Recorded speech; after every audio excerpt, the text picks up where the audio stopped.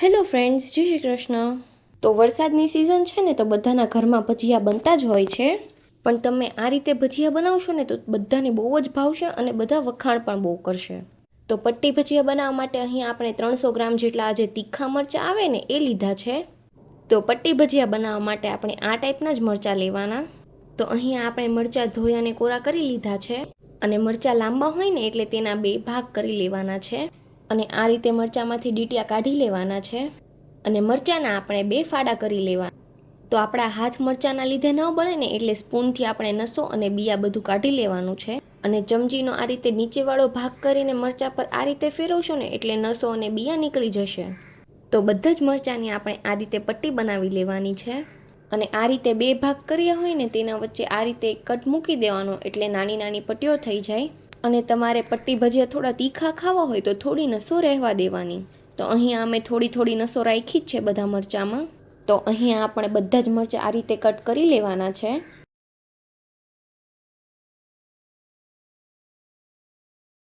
અને મરચાં આ રીતે કટ કરીને તૈયાર થઈ જાય ને પછી તેમાં 3 લીંબુ નીચવી લેવાના છે.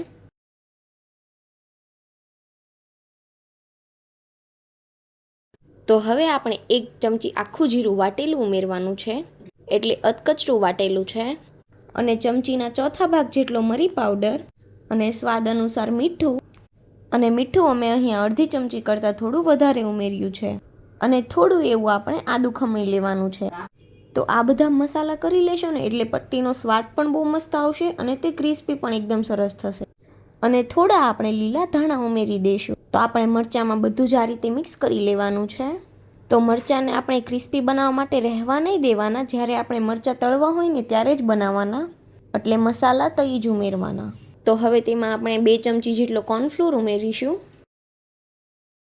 અને જોઈતા પ્રમાણમાં આપણે બેસન ઉમેરવાનો છે. તો અહીંયા અમે ઘરની ચણાની દાળનો જ બનાવેલો લોટ લીધો છે. તો આપણે એ રીતે 2 થી 3 ચમચા જેટલો લોટ નાખીશું. અને પટ્ટી સાથે સારી રીતે મિક્સ કરી લઈશું. અને લોટ મિક્સ થઈ જાય ને એટલે ફરીથી થોડું પાણી ઉપરથી નાખીશું.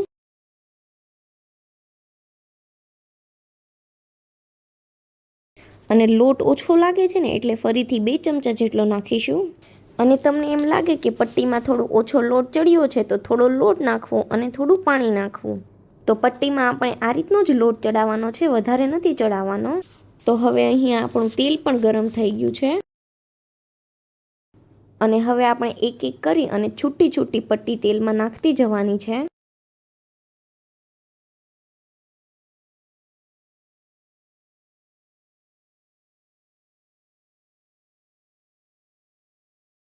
અને આ રીતની 50% તળાઈ જઈને એટલી જ તળવાની અને પછી તેને બહાર લઈ લેવાની.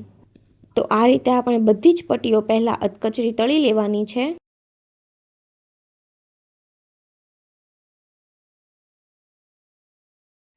તો જો આપણી બધી જ પટ્ટીઓ તળીને તૈયાર થઈ ગઈ છે. તો જે બાઉલમાં આપણે પટ્ટી બનાવી હતી ને તેમાં જ આપણે કાંદાના ભજીયા પણ ડોઈ લેશું. તો અહીંયા અમે 500 ગ્રામ કાંદા લઈ અને તેને આ રીતે કટ કરી લીધા છે. અને તેને હાથથી આ રીતે થોડા ચોળી લેવાના એટલે બધા કાંદા અલગ થઈ જાય. અને પછી જ્યારે આપણે તેને લોટ ડોઈ અને તળીએ ને તો બહુ જ ક્રિસ્પી બને. અને તેમાં આપણે 1/4 ચમચી જેટલું મીઠું ઉમેરવાનું છે. અને થોડા એવા એકદમ ફ્રેશ લીલા ધાણા. અને તેમાં થોડું આદું ખમણી લેવાનું છે. અને આદું તમે ટેસ્ટ અકોર્ડિંગ ખમણી શકો છો. તમને વધારે ભાવે તો વધારે પણ ઉમેરવું. અને કાંદામાં પણ આપણે 3 નંગ જેટલા જ લીંબુ નીચવી લેવાના છે. કેમ કે લીંબુ મીડિયમ સાઇઝના છે પણ રસ વધારે છે. અને લીંબુ અને મીઠું તમે તમારા ટેસ્ટ અકોર્ડિંગ ઉમેરી શકો છો. તો હવે બધા જ મસાલા આપણે કાંદામાં મિક્સ કરી લેવાના. તો કાંદામાં પહેલાં આપણે 4 થી 5 ચમચી જેટલું પાણી ઉમેરવાનું છે.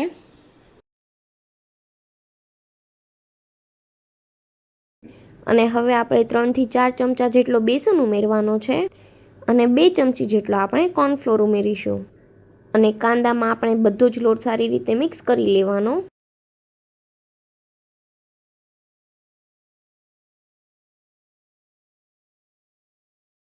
અને લોટ હજુ થોડો ઓછો લાગે છે એટલે 2 ચમચા જેટલું આપણે ફરીથી બેસન ઉમેરીશું. અને થોડું એવું પાણી ઉમેરીશું. તો કાંદાના ભજીયા તમે જ્યારે ડોવો ને તો થોડા ઢીલા રાખવાના. પટ્ટી જેટલો કઠણ લોટ નહીં રાખવાનો. કેમ કે કાંદાના ભજીયા આપણે ઢીલા દોઈશું ને તો પાડવામાં આસાની રહેશે. તો આપણે આ રીતનું બેટર રાખવાનું, વધારે ઢીલું પણ નહીં અને વધારે કડક પણ નહીં. તો તેલ ગરમ જ છે, આપણે પટ્ટી ભજીયા બનાવ્યા છે એટલે. તો આપણે જે રીતે કુંભણિયા ભજીયા પાડીએ ને એ રીતે આપણે કાંદાના ભજીયા પાડવાના છે. તો કાંદાના ભજીયા આ રીતે અલગ અલગ પડે ને એ રીતે જ પાડવાના. તો કાંદાના ભજીયા પણ આપણે અધકચરા જ તળી લેશું, જે રીતે પટ્ટીના ભજીયા તળ્યા ને એ રીતે જ તે. અને તમારા ઘરે મહેમાન હોય અને તમે ભજીયા બનાવવાના હોય તો આ રીતે અધકચરા તળીને કાઢી લ્યો અને પછી સર્વ કરવાના ટાઈમ પર આખા તળી લ્યો ને તો બહુ જ ઇઝીલી ભજીયા બની જશે.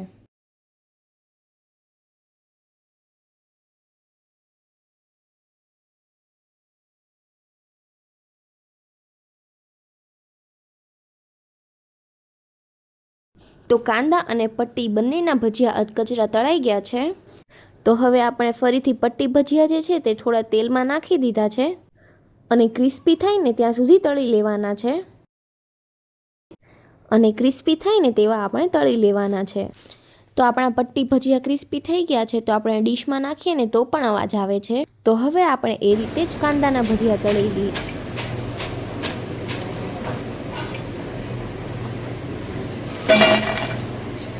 તો હવે આપણે એ રીતે જ કાંદાના ભજીયા તળી લઈશું. તો બધાના ઘરમાં ભજીયા બનતા જ હોય છે અને આપણે એક ભાતના ભજીયા ન બનાવીએ, 2 થી 3 અલગ અલગ ટાઈપના ભજીયા બનાવીએ.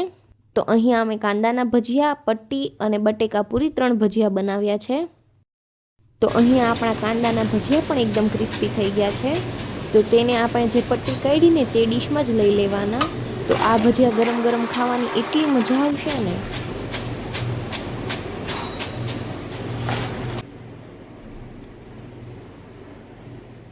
તો હવે આપણે બટેટા પૂરી પાડી લેશું.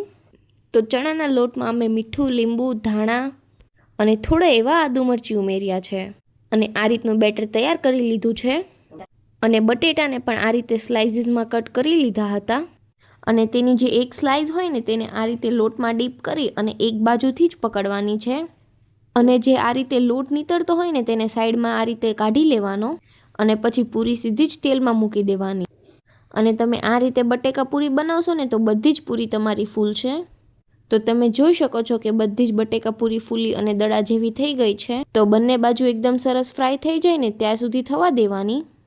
તો આપણે બટેકા પૂરી એકદમ સરસ રીતે તળાઈ ગઈ છે અને તમે જોઈ શકો છો કે કેટલી ક્રિસ્પી બની છે અને એકદમ ફૂલેલી પણ છે. તો અમે આ રીતે અહીંયા કાંદાના, પટ્ટી અને બટેકા પૂરીના ભજીયા બનાવ્યા છે. અને તમે આ રીતે ભજીયા બનાવશો ને તો બધાને બહુ જ ભાવશે અને ક્રિસ્પી પણ એટલા બનશે. અને જો તમને અમારા આ ભજીયા બનાવવાની રેસીપી ગમી હોય તો વિડીયોને લાઇક કરજો, શેર કરજો અને અમારી ચેનલને સબસ્ક્રાઈબ કરી દેજો. Thanks for watching.